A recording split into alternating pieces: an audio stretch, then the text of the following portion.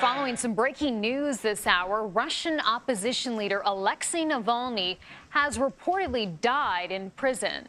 He was 47 years old. Prison officials say Navalny felt unwell after a walk and then lost consciousness. Emergency doctors allegedly could not resuscitate him. The outspoken Kremlin critic was serving a 19-year prison sentence on extremism charges. Chris Livesay reports on Navalny's life. He was one of Russia's fiercest dissidents who fell afoul of the Kremlin. Alexei Navalny rose to prominence in 2012 when Transformator of Moscow came in second and denounced the election he said was rigged by his opponent, an appointee of Vladimir Putin. Navalny described the Russian president's party as one of crooks and thieves, a rallying cry for his millions of Twitter and YouTube followers, and a thorn in Putin's side. Once, during a live stream, state police used a blowtorch to break into his office. He was jailed in 2019 after calling for unauthorized protests, then suddenly became sick with what Russian doctors called contact dermatitis, but what Navalny and his personal doctor suspected was poisoning. 2 years earlier, he was assaulted with a green dye that left a serious chemical burn in his right eye. Speaking to CBS 60 Minutes that same year, he wondered aloud why he was still alive. Maybe they missed the good timing for it when I was less famous. And again, speaking to CBS News, he predicted the chances of him winding up dead were high. 50%. I would be killed or I would not be killed. Then, in the summer of 2020, the anti-corruption activist plunged into fits of agony aboard a flight forced to make an emergency landing in Siberia. Narrowly surviving, he was airlifted to Berlin, where doctors confirmed he had been poisoned with a Novichok nerve agent. After making a dramatic recovery, he told CBS 60 Minutes' Leslie Stahl that the Russian president himself was to blame. You have said you think that Mr. Putin's responsible. I don't think, I'm sure that he's responsible. But Navalny made a bold return home to Russia, which denies any involvement in his illness. Upon arrival, he was arrested, not before kissing his wife Yulia goodbye. Alexei Navalny, the voice of Russia's opposition, now silenced. Chris Livesay, CBS News, Rome. And joining me now with more on this from Riga is Russia reporter Mary Iluzhina. Mary, thanks so much for being with us. Want to get right to it. What more do we know about the circumstances surrounding this death? I mean, could it be suspicious?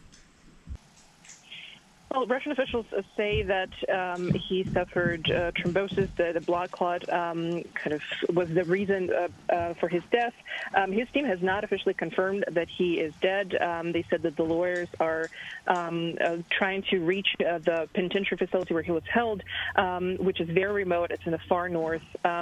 We do know that there were concerns about his health from his family and from the team because he was repeatedly sent to solitary confinement. The conditions in that prison are extremely harsh, and obviously it was definitely taking a toll on his health throughout these months that he was held there.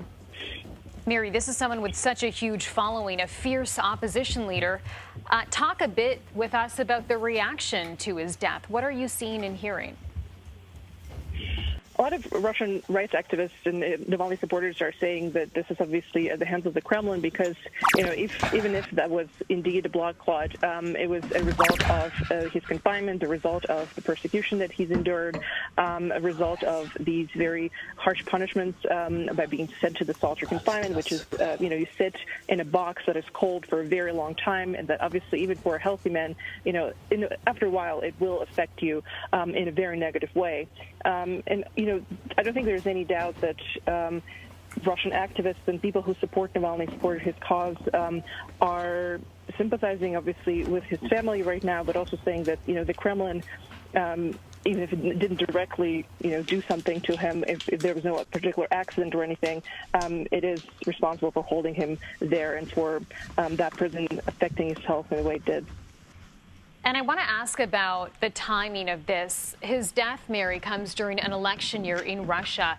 So what does this mean for the political scene there? Is there any other opposition to Putin?